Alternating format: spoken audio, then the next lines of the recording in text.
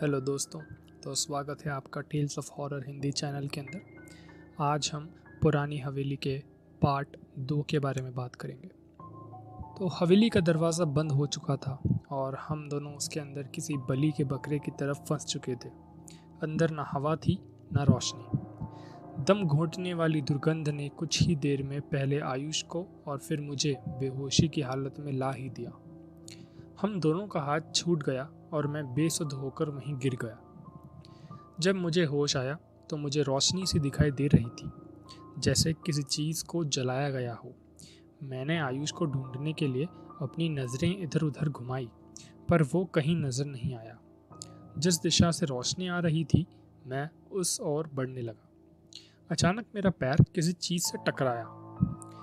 ये किसी का कंकाल था, पर देखने में ये कंकाल किसी इंसान का नहीं बल्कि जानवर का लग रहा था। पर ये जानवर हवेली में आया कैसे? इस पर से तो अभी पूरा मांस भी नहीं उतरा था। ये दुर्गंध भी शायद इसी की वजह से आ रही थी। मैं वहां से आगे बढ़ गया। चलते चलते मैं वहां पहुंच ही गया जहां से रोशनी आ रही थी। एक खुले दरवाजे वाला बड़ा सा कमरा। मेरे कमरे में दाखिल होते ही चमगादड़ों ने मुझ पर हमला कर दिया। मैंने हड़बड़ाहट में अपने बचाव के लिए अपने दोनों हाथों को आगे कर दिया और चमगादड़ उस कमरे से बाहर निकल गए। चमगादड़ों के हमले से तो मैं जैसे तैसे बच गया, पर अंदर पहुंचते ही जो दृश्य अपने सामने देखा उसको देखकर मेरे रोंगटे खड़े हो गए। मेरी चीख मेरे गले में घुट कर रह गई और मेरा पूरा शरीर पसीने से तर तर हो गया। उस बड़े से कमरे में 5 भुजाओं वाले सितारे की तरह की एक आकृति फर्श पर काली राख से बनी थी, जिसके सामने एक मध्यम आकार के गोल पात्र में जलती आग में वो खून की आहुति दे रही थी। यह नज़ारा जितना विभत्स था उससे कई गुना अधिक भयावह। दिखने में तो वह इंसान की तरह ही लग रही थी। उसके खुले लंबे बालों से उसका चेहरा ढका हुआ था। उस सितारे की तरफ बनी राख की आकृति की दूसरी तरफ आयुष बैठा था, पर जमीन पर नहीं बल्कि हवा में झूल रहा था, ठीक उसी तरह की मुद्रा में जिस तरह वह औरत सामने की तरफ बैठी हुई थी। लाल साड़ी से लदी उस औरत का हर एक अंग पूरी तरह ढका हुआ था। सामने रखी एक कंकाल खोपड़ी के ऊपर वह औरत खून और कच्चा मांस डालने लगी। उसके साथ ही एक दारू की बोतल उसमें से दारू निकालकर उस पर छिड़क रही थी। खून को पीते हुए वह खोपड़ी धीरे धीरे हवा में ऊपर की ओर उठने लगी और आयुष नीचे आने लगा। कहीं वो औरत मुझे ना देख ले, इस डर से मैं वहां रखी हुई पुरानी अलमारी की ओट में छिप गया और वहां से उन सारी अजीब और गरीब घटनाओं को देखने लगा। मैं आयुष को वहां से हटाकर ले जाना चाहता था, पर आयुष तो उसके सामने बिल्कुल शांत बैठा हुआ था, जैसे उस औरत ने उस पर वशीकरण किया हो। मैं मौका ढूंढने लगा कि कब उस औरत की नज़र आयुष से हटे और मैं उसको वहां से लेकर कमरे से बाहर निकलूं। मुझे मौका मिले भी, खोपड़ी के हवा में कुछ ऊपर चले जाने के बाद वह औरत अपनी जगह से उठी और कमरे के पीछे वाली खिड़की की दिशा में बढ़ने लगी। उसने अपने दोनों हाथों को उठाकर कुछ संकेत किया और खिड़की पर लगा पर्दा इस तरह हटने लगा जैसे उसका पूरा नियंत्रण उस औरत के हाथ में ही हो। इसी बीच मैंने मौके का फ़ायदा उठाकर आयुष के करीब पहुंच गया। मैं उसको उठाने की कोशिश करने लगा, पर वो टस से मस नहीं हो रहा था।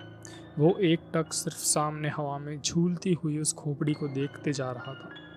उस औरत ने अपने दोनों हाथों को खिड़की की दिशा में गोल गोल घुमाया और चरचराहट की आवाज़ के साथ वो खिड़की खुल गई। चांद की रोशनी खिड़की से अंदर आने लगी। हवा में लटकती हुई वो खोपड़ी चांदी की तरह चांद की रोशनी में एक रजत पात्र के समान चमकने लगी। उस कंकाल खोपड़ी की आंखों के गड्ढों में से काला धुआं निकलने लगा। वह औरत खिड़की से बाहर चांद को देखे जा रही थी।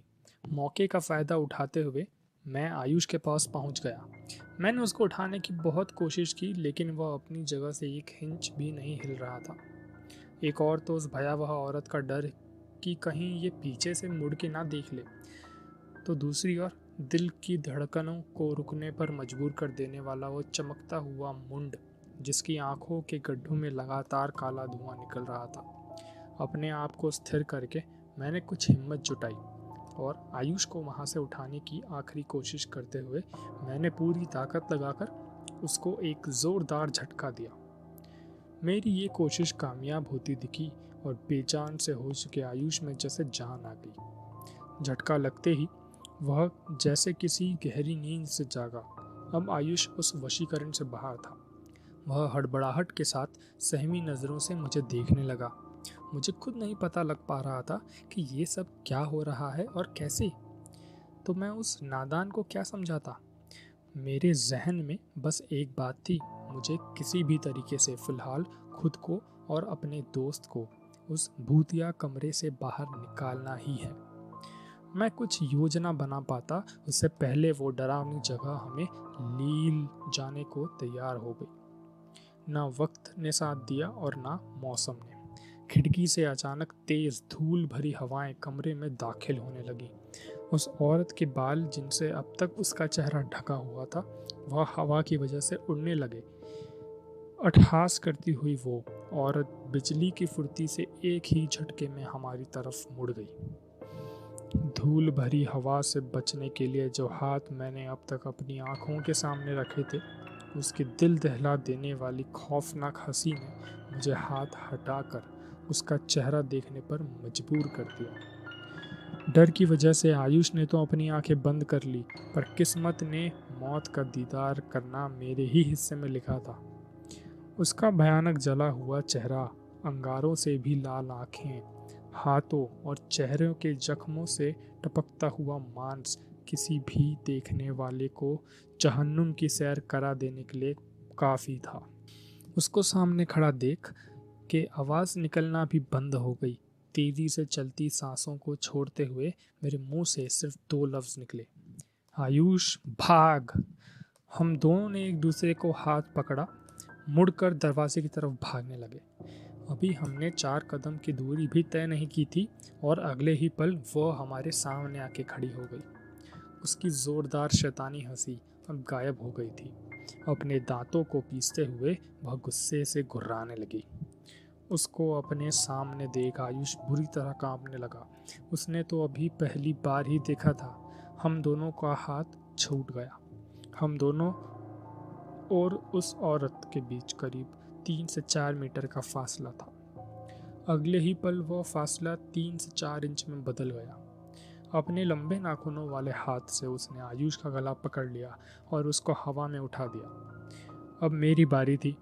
उसका दूसरा हाथ मेरे गले की तरफ ही बढ़ रहा था।